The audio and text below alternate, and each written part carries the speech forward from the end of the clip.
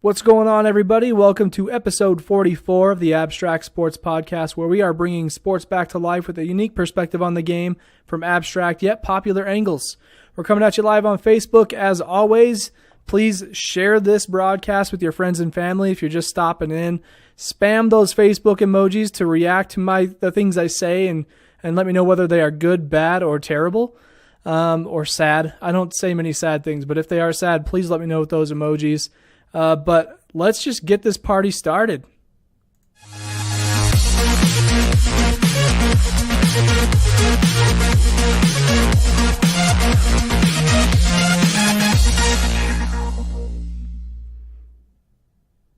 All right, everybody, welcome to episode 44 of the Abstract Sports Podcast. I just saw Jacob/Tara join the show. Welcome to the show. We've got a lot to cover today. We're going to be covering everything from the NCAA bracket challenge results for the Abstract Sports 2018 group. We're going to talk a little bit about the Masters, the PGA, Professional Golf Association. We're also going to talk about some NBA 2K League. If you're not familiar with what 2K is, it's a video game, actually. Today was the draft for the 2K League, and I'm actually really excited about it. I forgot that the draft was today, and when it came up in my Twitter feed, I was like just beyond excited. You could even ask my coworkers. As you can see, speaking of coworkers, you can see my workspace has changed a little bit. We hired a new person here where I work, and so we've added another desk into my office, and I wouldn't say it's crammed, but it's just a little more full of stuff. Maybe my voice doesn't sound so echoey anymore because there's more stuff in here. It makes for a more interesting backdrop. It's not so empty anymore. But, the setup is always changing. I could end up taking this show back to my house. Heck, I might even put it in my brother's basement. Who knows? Just kidding, Michael. But seriously, you never know. But I have a lot to talk about today. And for starters, I want to cover a little bit of the NCAA bracket challenge. I'm not going to talk too in depth about this. Again, I got to keep the episodes under an hour for Anchor.fm. So let me just jump into this really quick. There were only 4 people out of the 21 that were in the Abstract Sports group for the tournament challenge who picked the champion. So that right there tells you how bad we all did. But beyond that, like, everybody in the country did really bad. In fact, you had to do bad to do good this year because there were so many upsets. You had to be picking a lot of upsets to be at the top ranking on ESPN. Like, for example, the overall top guy, he had like 1,360 points or something like that. And the people in my group, wait, no, that's not true. He had more than that. I don't know what he had, but it wasn't very many. So the tournament challenge, I will just announce it now. The winner of the Abstract Sports 2018 Tournament Challenge group was somebody by the name of, I believe it's Cardinal 1B. It's like capital CARDNL, the number 1 and the letter B as in boy. I'm actually not even sure who that is. I've asked a couple of people if it was them, and they told me it wasn't. So if you are Cardinal 1B, you are the winner of the Abstract Sports Tournament Challenge group. You need to email me at hello@abstractsports.com, and we will hook you up with your $25 Amazon gift card as promised. So again, if you are Cardinal 1B on ESPN, reach out to me at Abstract Sports on any social media platform, drop a comment. And we just need to verify that it was your account that won our group, and we will email you your $25 Amazon gift card to go shopping online for whatever the heck you want. So yeah, pretty exciting stuff. I mean, let's just look at this guy's bracket, this person. I don't know if it's a man or a lady, but there's a lot of red. They got a lot wrong in their bracket. But they did pick Villanova to win the championship, and that's what helped them seal the deal towards the end. They actually had, they had 3 of the teams out of the Final 4 correct, which is pretty tough, especially when there were only 2 number 1 seeds from one side of the bracket going all the way through, and a number 3 and 11 seed in the Final Four on the other side. So they did a really good job. But again, a lot of red. So kudos to Cardinal 1B. Thank you for everybody for participating in the Abstract Sports group. It's been a lot of fun this year, and I think it was a great start. This is the biggest we've ever done it. We wanted to do this last year, but I just never got around to it because I was just so busy building the website and everything else. So look forward to doing this again next year. I want to make March Madness even more mad than we've done it this year. So look forward to that next March. Until then, I'm pretty sure that's all I have to talk about for the tournament challenge. So before we talk about more basketball, let's break it up with a little bit of golf. And I don't have a golf animation, so I can't hit the golf animation. Let's just play the football one for fun. Well, wasn't that nice? Yes, it was. Okay. Moving on. So the Masters is starting up this week. They call this Masters Week, I guess. I think that's what it's called anyway. Also, I hope Stephen A. is not talking over me. No, he's not. Okay. Woo. Okay, we're good.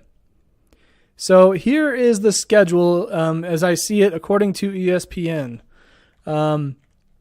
Today is Wednesday, and according to their schedule for today, they were doing Sports Center at the Masters from 12 to 3. So if you were miraculously in front of a TV from 12 to 3, then congratulations, you may have watched the Masters on Sports Center. Then they had the par 3 contest where they basically have people, take their shot at making a hole in one on a par 3. I think, what's his name? Jack Nicholson? No? I don't know. Somebody made a hole in one, and it was kind of unexpected. It was like a caddy who made it. So that was pretty exciting. Then there's another guy who made a hole in one on a par 3, and he, in celebration, tweaked his ankle. So a lot of stuff happening today in the golf world. But then tomorrow you've got Sports Center at the Masters from 10 to 3, so a lot more coverage. And then first round coverage from 3 to 7:30 p.m. Friday you've got more from 10 to 3. Same stuff on Friday, same times and everything. You got third round on Saturday. Sunday is final round coverage. So all the things are going for golf this week. This is the week you want to be watching for that sport. The big news in golf that everybody is really excited about right now is just the fact that Tiger Woods is back. And I guess at this point we could talk about the first take, your take discussion that they had on the Facebook group this week. So on Monday they presented the question, is Tiger Woods actually back? Like that was sort of the question, is he back?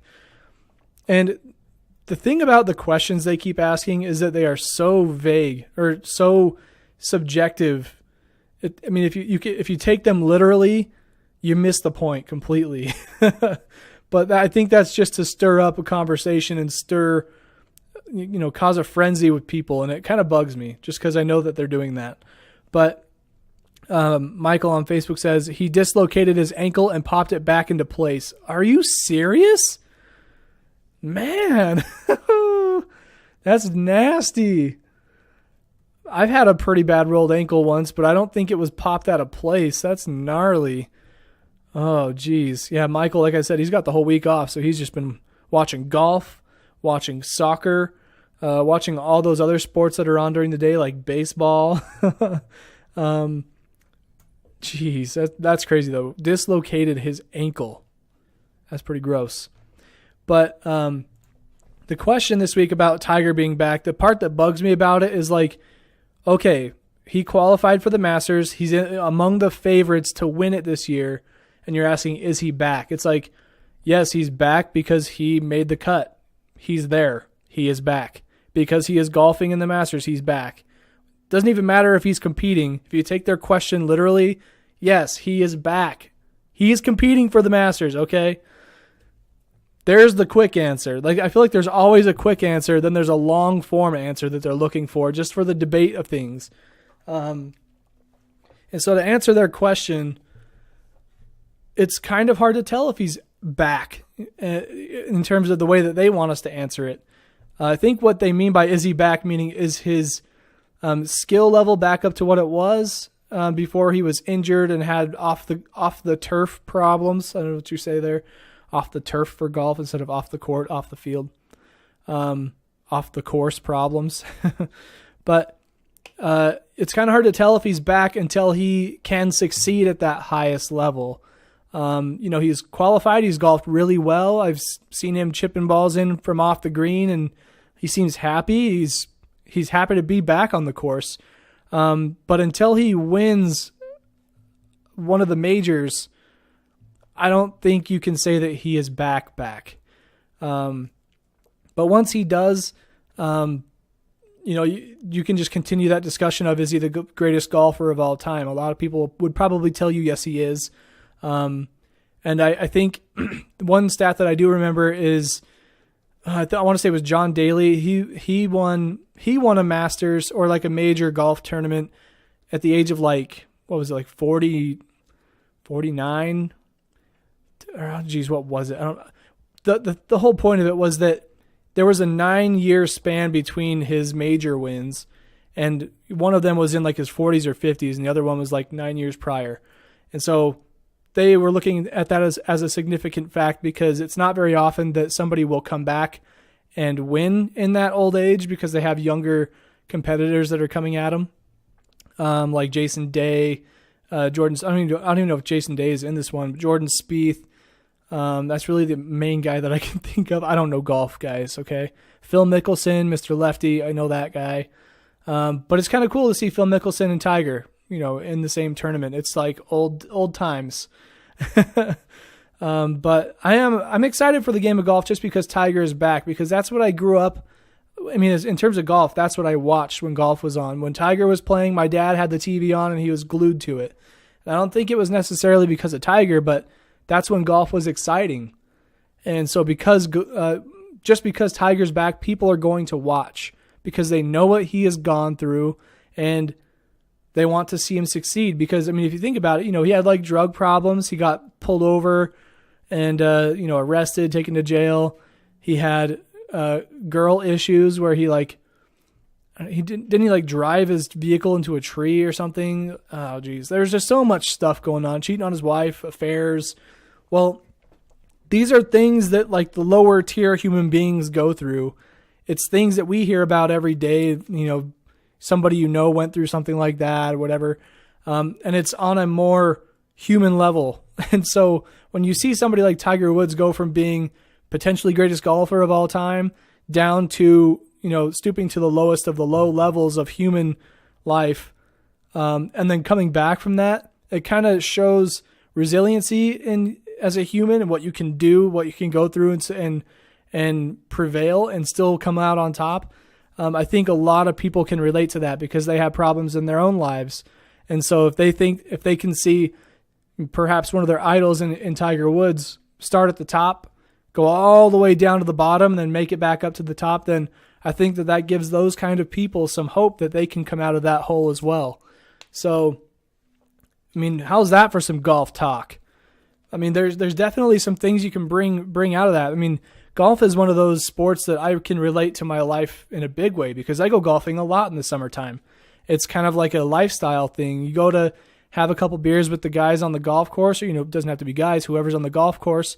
Go have a couple beers, have good conversation, joke around, and try your best at something that is very difficult to do, aka golf.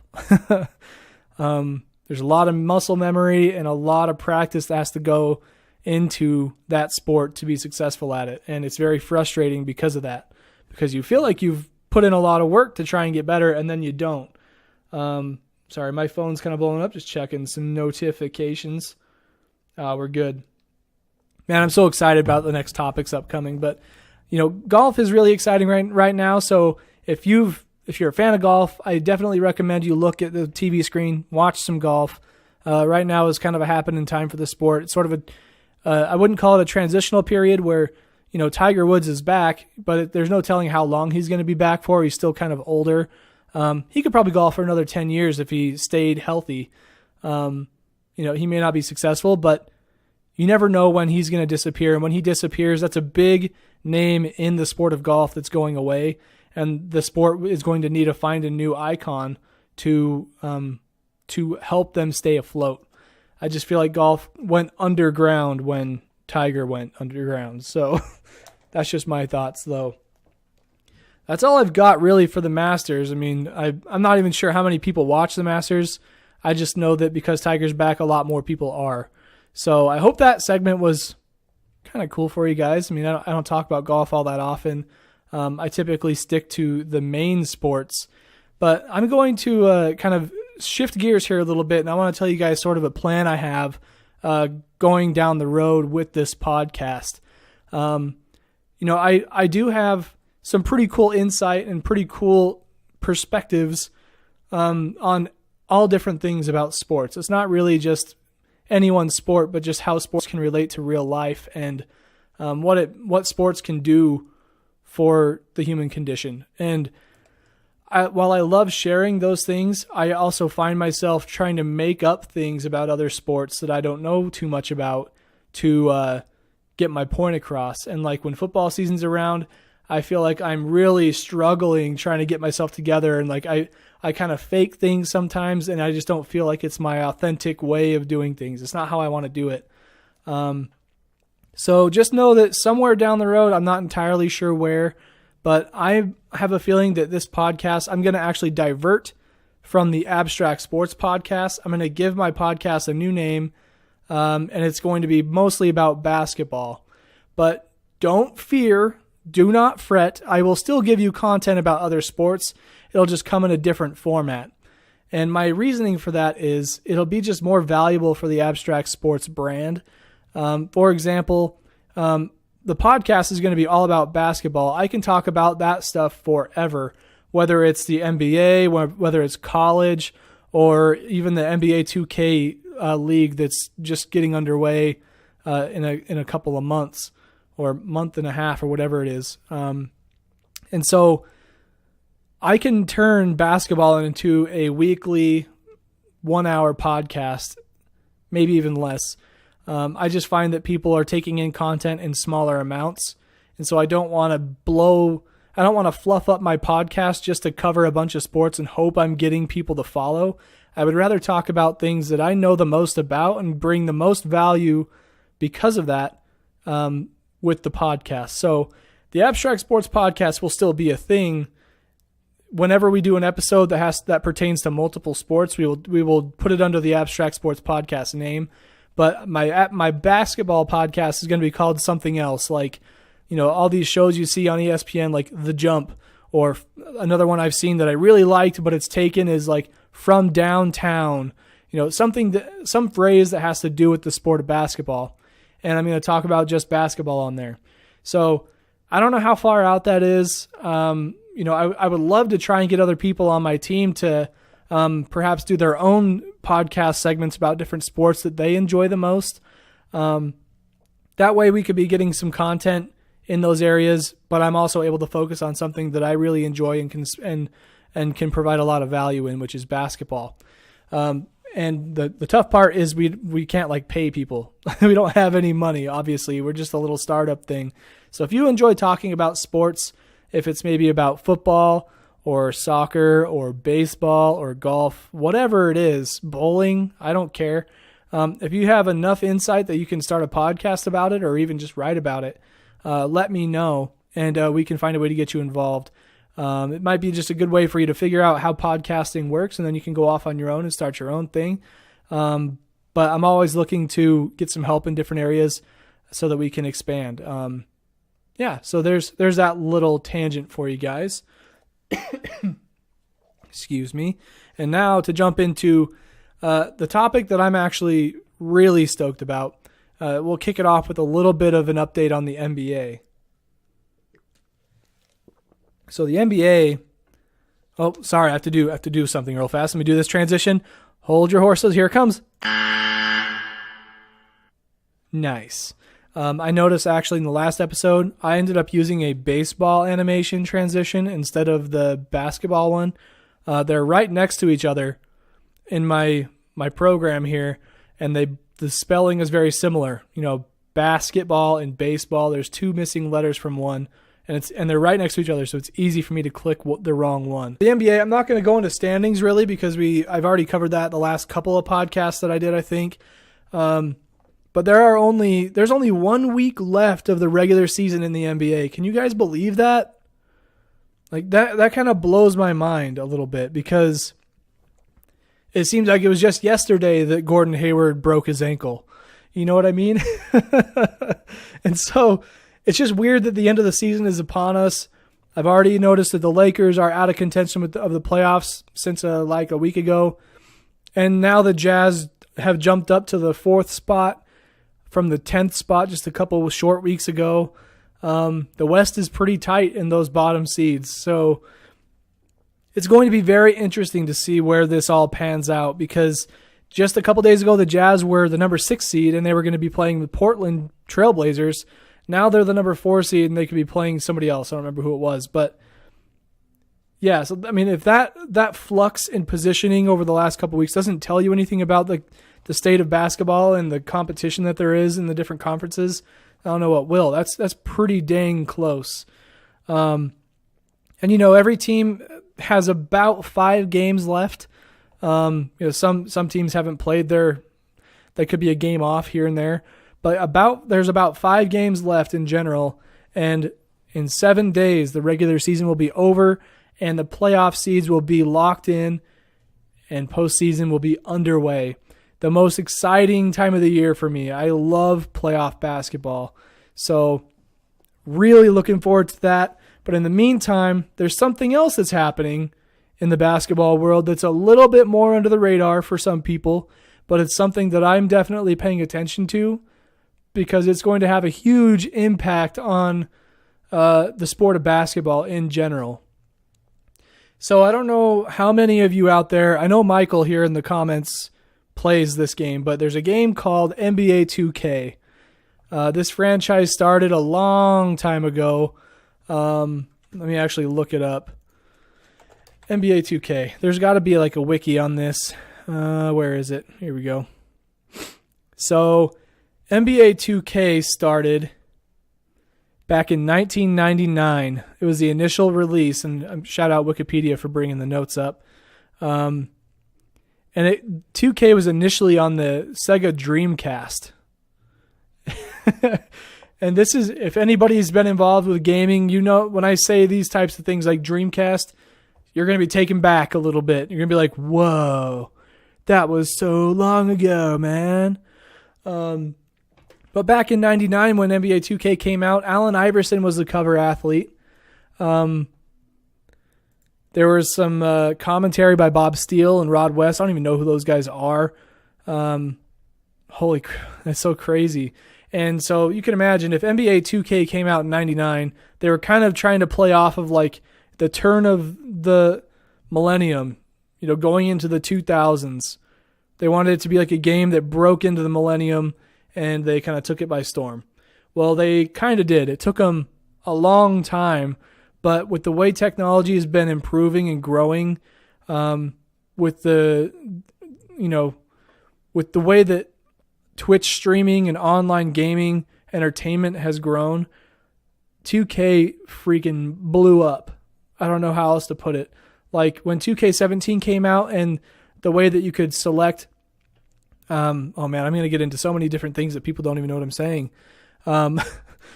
Basically, over the last 2 years, NBA 2K sort of revolutionized the way that they made their game, and it made it so much more interactive, and it fed right into a competitive atmosphere, into this thing that has been developed just this year called the NBA 2K League. So long, it's kind of hard to explain. So obviously there's the NBA, where they have 30 teams, and each team is made up of 5 starting players and then a supporting role of bench players, anywhere from like 5 to 8 is typically the number. So you have like about 13 players per team. Well, NBA 2K it's basically just a recreation of the NBA in a game. You get to play with your favorite players, your favorite teams. You can even have a My Career mode where you go through this storyline going from high school to college, and then getting into the NBA. And the storyline's different every year. Like 2K17, for example, you get drafted into the league. This year in 2K18, the storyline had you being an undrafted free agent and then getting drafted to a certain team. And you get to choose the different things that you say throughout the career, and it turns you into a certain type of player.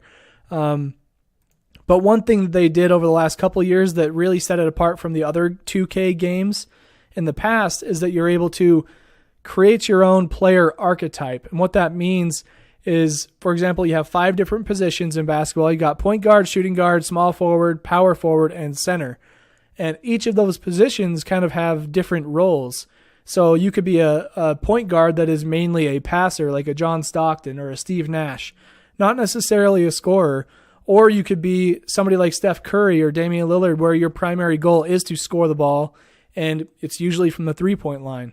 You could be an athletic point guard like a Russell Westbrook. And so they have different archetypes for that position based on what that position is known for in the league, in the real league, in real life.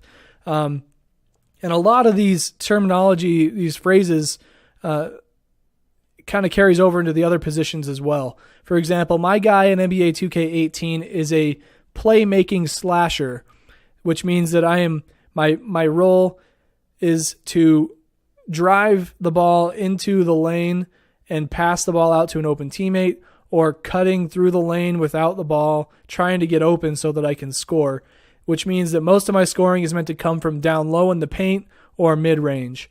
So that's pretty much where I score all my points, is at the rim or, mid-range shot. I rarely shoot threes unless I'm wide open. And depending on what type of archetype you choose, that's what determines where you're going to be the most effective. So if you are a playmaking shot creator, then you are known for getting open, dribble moves to get open, and finding teammates when they're open.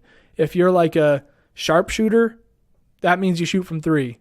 So there's a lot of different things that go into it. And if you're familiar with basketball, some of those words probably rung some bells in your head. But they've put all of these things into types of players, and it's changed the way the game is played. It makes it more realistic, and it makes it easier to put into a competitive atmosphere because people can play different roles, play to their strengths, and try to win tournaments and things like that. So, hi Alice, welcome to the show. Thanks for coming through, talking about some NBA 2K League. So today was the NBA 2K League draft. Twitter played a huge role in sharing the news about the 2K League draft. So that's primarily how I found out that it was going on today, because I had it in my schedule. I had it like marked in my calendar, but I totally spaced it. And so I checked my Twitter this morning and I saw that the draft was about to start. And it was crazy. Welcome to the show, Darren, talking about some NBA 2K action. So the way that they set this up, it's a esports, competitive gaming league. And the cool thing about this that sets it apart from other competitive games is that it's like the first of its kind, really, that is piggybacking off of the sport that the game is representing. So you have the NBA, who is already a huge partner with NBA 2K, the gaming franchise. So with the way that online streaming and gaming entertainment has grown with Twitch and other streaming platforms, even on Facebook, you can stream your game to Facebook now with the technology we have. And because of that growth, according to the live broadcast this morning, some people were talking about how this came up, and Adam Silver, the NBA commissioner, and who is the 2K commissioner? NBA 2K commish. Let's see, what is his name? So Adam Silver is the commissioner of the NBA, but there's another guy who's like the president of the NBA 2K franchise, the gaming platform. Him and Adam Silver had a discussion. It just kind of bubbled up naturally because of gaming entertainment getting so big. They're like, why don't we start a league for these guys so they can compete at the highest level as professionals? It makes so much sense. And they came out with this idea just like maybe last year or it might have been beginning of this year.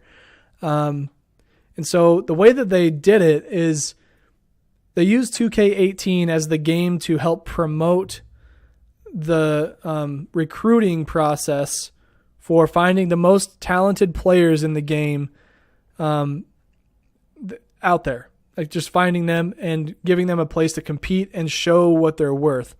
And so the first step is that there's this game mode in NBA 2K called Pro-Am. And this is like, basically you go to this venue in the game.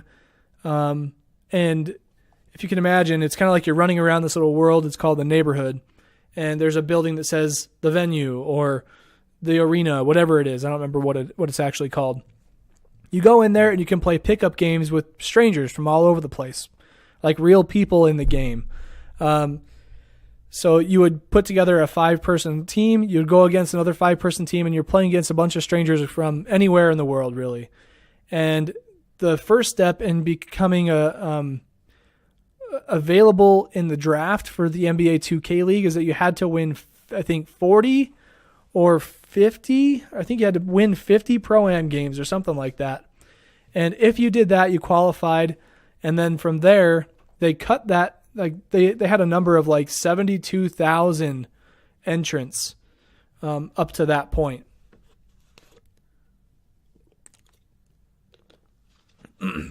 Michael on Facebook says, "I'm just now catching on. It's of people who play the game." Yeah, I think I know what you're saying. Like the game is really hard to get down. It's really challenging. Like I've played the game for several years on end now, like 3 or 4. I've bought the game year after year after year, and I wouldn't consider myself that great. Because it's when you play online, you have to have great internet connection. First of all, if you don't, you lag, and it's not like you're at your best because you're not moving at the same rate other players are. So it's kind of almost like a pay to play or a pay to win where you have to have great internet connection. Michael says it's their created character. Oh yeah. And it's just crazy. So anyways, they started out with 72,000 entrants. They whittled that down to 250 of the best players from that pool. And I'm pretty sure, I'm not sure at which point, if it was when they had 72,000 or when they had 250, but basically they had them go and what they called it the 2K League Combine or something like that, where it's kind of like a legit tryout for your character.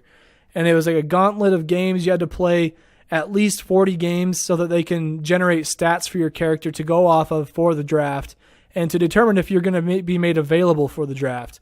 So after they had it down to 250, from there they reduced it down to what was initially going to be 85 players. And those 85 players would automatically get drafted. They get drafted, and they form a 5-man squad. When you get drafted to an NBA team who is affiliated with the 2K League, and then you actually you pack your bags and you move to the city where that team is. So just to take a quick step back, they had it at 85 because that's there are 17. I don't know why I said 2. I'm making a 2-finger symbol towards the camera. I mean, there were 17 teams for the first season who, okay, let me rephrase this. Man, I'm getting all kinds of caught in my words in my head. Only 17 of 30 teams in the NBA decided to jump on board with the NBA 2K League. There's only 17 teams, and they were going to have 5-man squads. 17 times 5 is 85. But they decided they should probably have a backup guy just in case one guy gets like pneumonia or something, has to go to the hospital, he can't play, whatever it is, because, as with gaming, you can pretty much do it from anywhere where you have internet. But it's probably good to have a backup just in case. It also adds a little more strategy in terms of the draft and having a role player to come off the bench and fill the gap and to have a guy take a break or something. So,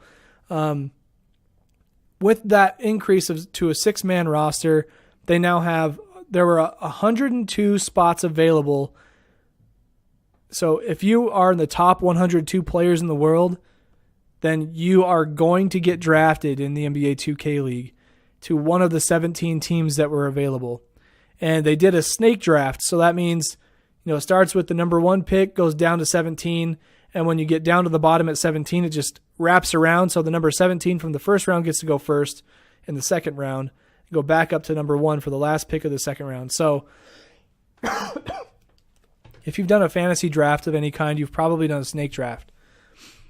But it's just crazy to me because really all you have to do, first of all, these guys who play at the top level like this, they've been playing NBA 2K for like a decade. A lot of them, at least 5 to 10 years, have been playing the game competitively in some form or fashion. And so it's kind of hard to beat guys like that. But you're kind of also competing against yourself because you have to put in a lot of time. You have to grind a lot to have played all the games required to be even noticed on their sheets. So if you just put in all the time and you happen to be good enough for whatever reason, and then you get down to the 102, you're going to get drafted and get to go play as a professional gamer for an NBA team. You have to think about it this way. These gaming, like the NBA 2K teams for the 2K League, are affiliated with the NBA team that decided to jump on board. And so I'm actually going to pull this up really quick. Let me see here. Sorry. I'm just going to name off the teams really quick for you. There we go. So there are 17 teams, and here they are. These are their actual team names. 76ers GC, I think that stands for Gaming Club. And then you have Blazer 5 Gaming, which is the Portland Trail Blazers affiliate. Bucks Gaming, Milwaukee Bucks. Cavs Legion GC. Celtics Crossover Gaming. Grizz Gaming, so Memphis Grizzlies. Miami, so for the Miami Heat affiliate is Heat Check Gaming. Jazz Gaming. Kings Guard Gaming, who is, I think Shaq is the GM of that team, which is pretty awesome. Any of the players who got drafted today by the Kings Guard got drafted by Shaq. Knicks Gaming, Magic Gaming, Mavs Gaming, Pacers Gaming, Pistons GT, probably like gaming team or something like that, Raptors Uprising GC, Warriors Gaming Squad, and Wizards District Gaming. So those are the 17 teams in it. They all drafted a 6-man roster. And because of the draft and how big this is going to get, this is going to be so massive. It's going to be like the NBA, but on a smaller scale. And it's just going to keep growing. It's going to get big, I'm telling you. And so I've started making pages for all these teams on the Abstract Sports website, on abstractsports.com, so that I can start collecting all the information for these teams and giving people a place to search and find it on our website, because it's going to be huge. And because I love basketball, it makes it extra fun for me. Plus, I love NBA 2K, so it's kind of like a win-win. But yeah, you have to think about it. Like, they actually had a couple of guys from Europe get drafted, so they have to move to the United States to play for their team. You have guys who are like born and raised in Brooklyn, New York, and they actually did the draft at Madison Square Garden in this little theater. And these guys who were born and raised in Brooklyn, some of them actually got drafted by the Knicks so that they can stay home where they're comfortable and help build team chemistry with their guys who are not from New York. And they get to play for the Knicks franchise affiliate, Knicks Gaming. So sort of like a home court advantage in a way, where you could get drafted by a team where you're from, and you can have that upper hand on the other teams because you have somebody from the area, somebody who's comfortable with that area and can show their teammates around and make them feel more comfortable and at home. And so I think there were like 2 guys from one city who got to play for the same team. So and a lot of these guys also played competitively together in different tournaments and won big cash prizes for it, talking like $250K, which is like what happened before the 2K League. There were just big tournaments they would put on. And so you have guys who are teammates from those leagues who got drafted to the same team. I think communication and team chemistry are going to play a more important role than anything when it comes to assembling these teams. And so today they did a live Twitch stream, which only makes sense for the NBA 2K League. They live broadcast the draft from Twitch. And so all throughout my workday, I just kind of had that playing in my ear and got to, like, while it was playing, I'd hear something important and I would like put out a little tweet about it. Managed to get a few of the players from different teams to follow back. And I started putting together a directory of all the teams and the players on the different teams. It's just a great opportunity for media to get involved because nobody knows who these guys are. These guys are coming from all different kinds of backgrounds. Like there were no guys from Idaho, just for the record. But there were so many guys from different areas, a guy from Puerto Rico even, a lot of guys from New York, LA area, Arizona, Dallas, Texas area. So Michael on Facebook says, so as a podcaster, you need to get yourself into this 2K league, start practicing. Well, see, that's the thing. I don't think that I'm ever going to be good enough at 2K to be able to do that. Maybe 5 years down the road if I really step my game up. But I think I can get into the 2K league as a media coverage guy. Like, because I am a podcaster, I could be a guy that they go to for news, you know? And so that's kind of another, like, going back to me talking about how I would like to go and like branch off and do my own basketball podcast. 2K league would be a big part of that because it's going to be big.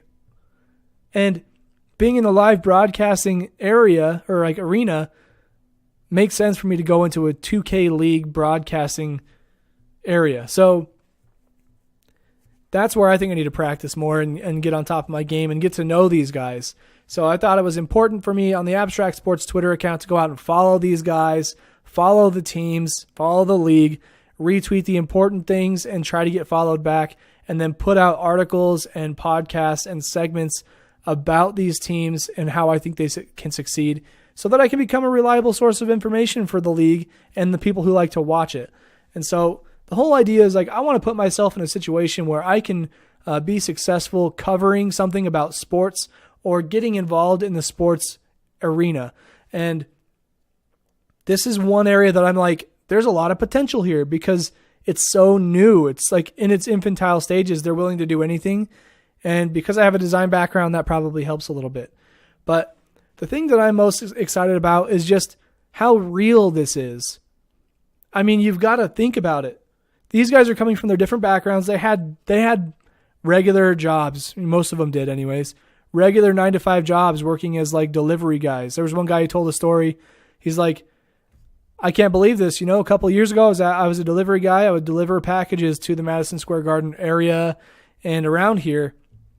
And, you know, being from New York, getting drafted by the Knicks, I get to play in the same area. And it's a career change. Most of these guys do have to pack their bags and move to a different area. And the thing that is so smart about this is each team is going to be, they're going to be living in the same house. They're going to be like roommates. And most of these guys are on like a 6-month contract. So basically what that means is the season goes from about May to August. And at the end of the season, they're going to be doing another draft to bring in new talent if they need it. And I imagine, you know, there's going to be some sort of overturn to get out players who didn't do that well and bring in new talent. So it's going to be a recurring thing, and it's only going to grow. There's 17 teams that participated this first year, probably just to see how it goes. But they're stupid. I think all of those teams who didn't participate are stupid. It's such a huge revenue opportunity. Not only is it going to be entertaining for people, but now kids can buy merchandise from their favorite gamers. They can buy hats. And actually, it's kind of like an alternative hat, like alternative logos for these different teams that are more like gaming-oriented, gaming style, not so much authentic sports logos. You know what I mean? So there's a revenue side of it, advertising, entertainment could get televised at some point. but there's also 30 teams that are available. And to top it off, they're doing it at an alternating time from the NBA regular season schedule. So they start up in May when, the NBA season is coming to an end, the playoffs, and they're going to use it as a transition period to push people who watch basketball over to the 2K League to watch that. And a lot of it's probably going to be free to watch on Twitch. So why not? But I have to go back to the point that these guys are coming from regular 9-to-5 jobs. They're moving away from their families or bringing their family with them. Who knows? It's like there were guys who had scholarships in college and they dropped it to go do this. And that's one of those things where it's kind of like there were a couple guys who said, I don't condone it, but this sounds like a really fun thing for me to do in my life. I can always go back to college. And that's one thing I tell people I know. It's never too late to go back to college. And this is one of those once-in-a-lifetime opportunities. You get to go play for an NBA team, essentially. You probably get to meet the players. Like imagine playing for the Cavs Legion GC. You probably get to meet LeBron James. If you're playing for the Warriors squad, you're probably going to get to meet Steph Curry, Klay Thompson, Draymond Green, KD. Like, it's such a life changer for these people. It'd be stupid to turn it down if they got offered a spot. Then again, they wouldn't put in all that work if they didn't want it. So, I don't know if you can tell, but I am really stoked about the NBA 2K League. I think this will revolutionize esports. It's kind of like esports sports because it's like the first of its kind that's going to be as big as it is. And in one of my past podcasts, I mentioned how Kareem Abdul-Jabbar came out and said that the NBA or basketball in general is starting to become America's sport. It's moving away from football, and I think he's on point with that statement. And so the NBA taking this opportunity with technology advancing to where it is and the state of things in the sports world and how influential the NBA and the basketball culture can be, starting an E-League or a 2K League for competitive gaming is the smartest thing they've done in a long time. So I wouldn't be surprised if all 30 teams are on board next year. There's a lot of things about this league that I do not know. I only know of a few of the gamers who got selected in the draft today. But I plan to get to know each one of them by watching games and playing 2K. And who knows, maybe I can develop my game and become a professional 2K League gamer, like Michael was saying. That would be cool, but I'm also going to be covering it like this. And in other ways, of course.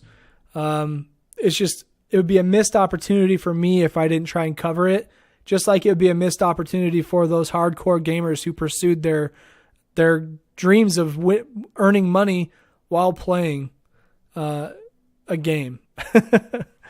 I actually saw a stat. Let me go see if I can find it on Twitter. I don't know if I retweeted this one or not, but it kind of talked about the different like income, what types of things were covered with the NBA 2K League. I may have retweeted it. Let me go see if I can find it here. It's so cool. You got the gaming team Twitter accounts saying, go follow our guys. And it's just a tweet with all their handles on it. There's got to be... Okay, here we go.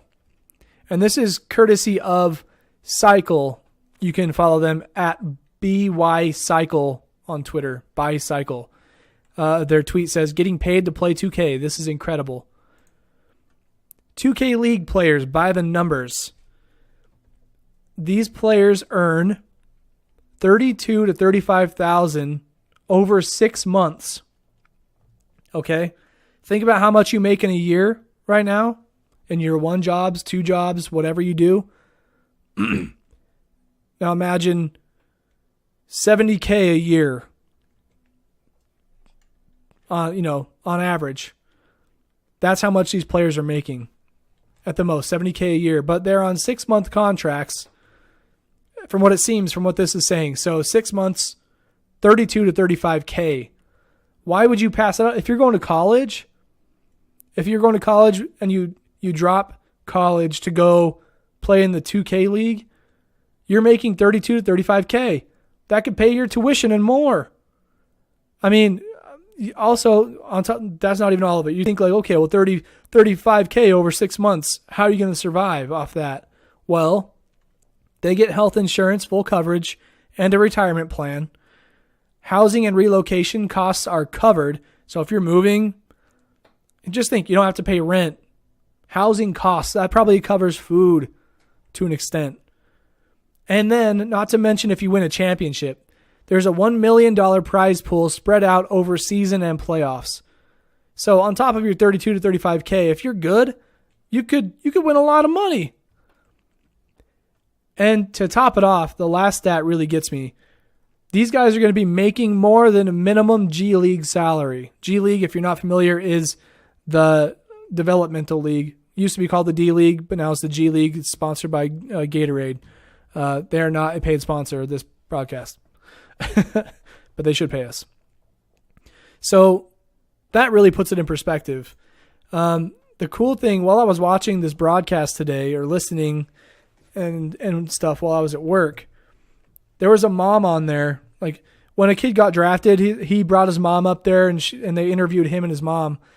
And the interviewer was like, so did you always support him in his gaming endeavors? And she was like, no. I mean, what parent wants their kid to spend hours upon hours upon hours of playing games? They'd rather have them go outside and stuff, you know? So she's like, no, I didn't always support it. But then she's like, but when I noticed how competitive it was and the rewards that it could bring in, and knowing how good he has been, I can't knock it. I can't say no to this. This is a great opportunity for him. So there are a lot of people out there who do not think video games are a good idea. They say they promote violence, they promote inactivity in our youth, and all these things, you know. Welcome to the show, Andy. We're just wrapping things up here in a couple minutes, but people who doubt video games as a career path, I get it. I definitely do get it.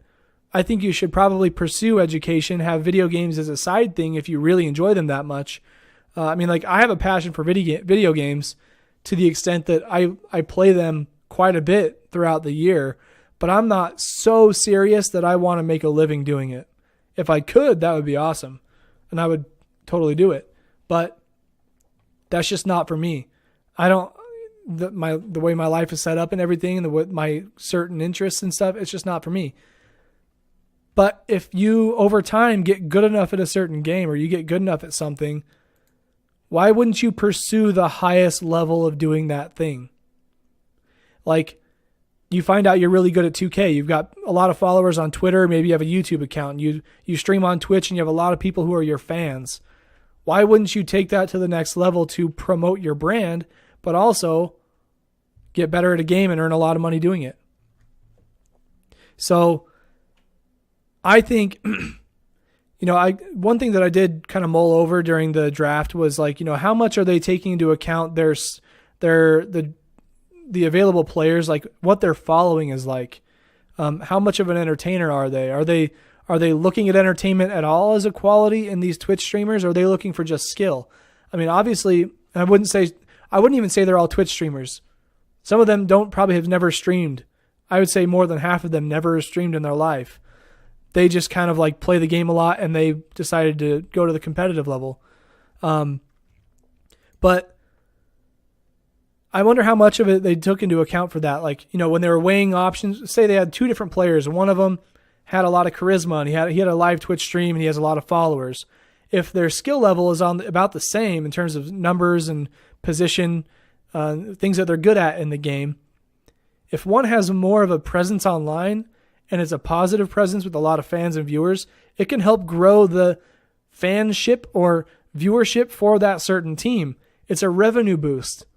So it's kind of like, if you've put a lot of time into your soon-to-be NBA 2K career, that's probably going to show on that certain resume, on that one resume. There's only 102 players in the world who can call themselves a professional NBA 2K League player now, and I'm excited to see where this thing goes in years to come. So I don't know if you can tell, but I'm excited.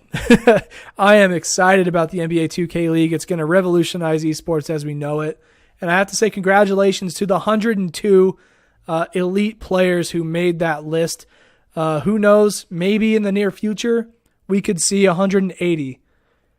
We could potentially, if all 30 NBA teams joined the NBA 2K League, that would make it 180 spots available. And that's not to mention if they decide to expand the roster from 6 to something else. It's also not accounting for like if they decide to do a 2K League in a different continent or like in Europe, something like that. So the possibilities for this are about as endless as sports. I mean, you just think about it. Everybody growing up, at least in this day and age, has probably played video games to an extent. And to think that there's a portion of those that play like 2K, man, it's so astounding to me. But these are the elite of the elite. Congratulations to them on getting drafted today. I'm going to be putting together some pages for each of the teams on abstractsports.com, and I'll share it on the social media accounts. So be sure to hit that like button, hit that follow button, hit that subscribe button wherever you are. But do keep in mind, we did make the switch over to Anchor, so our episodes are going to be cut down to an hour apiece, which is totally fine. I think that's a good amount. And also somewhere down the road, I plan to chop off other sports from this podcast and create a new show that is strictly basketball oriented. And then I'll use the YouTube channel. I will grow the YouTube channel by talking about these other sports topics I have insight on and things that you guys like to hear me talk about. So without anything else, I mean, if you want to get involved with Abstract Sports, you can be a writer for our blog at abstractsports.com. You can also have your own show on Abstract Sports. Just reach out to me. Go to abstractsports.com/contact and let me know if you're interested in getting involved, if you want to discuss that, or if you know what you'd like to do for us, let me know and we can get you going. And one last thing before we go, if you'd like to support the podcast or the website, beyond being a viewer, listener, or reader, you can go to abstractsports.com/support and you can make a little donation. What that does is it helps keep the website online, which gives Abstract Sports a place for all of our content to live, whether it's the podcast, the articles, and also the shop. We're going to eventually put a shop up on there. And, the donations obviously are greatly appreciated. It's mostly to keep the website up, and that's it. But we definitely appreciate anything that comes through. So I think that's all I've got for you guys today. Thanks to the people who came through and said hello and joined in on the conversation. I really appreciate the support. And we will definitely see you guys next Wednesday. At least I'm pretty sure. I don't think there's anything in my schedule. So plan on an episode next Wednesday. You'll see us for episode 45, April 11th. That will be the last day of the NBA season. And at that point, we'll give you guys a good recap at the playoff picture and where teams are going to fall at the end of the night that night. So thanks again for showing up. We'll see you next week. And we love you guys. Peace out.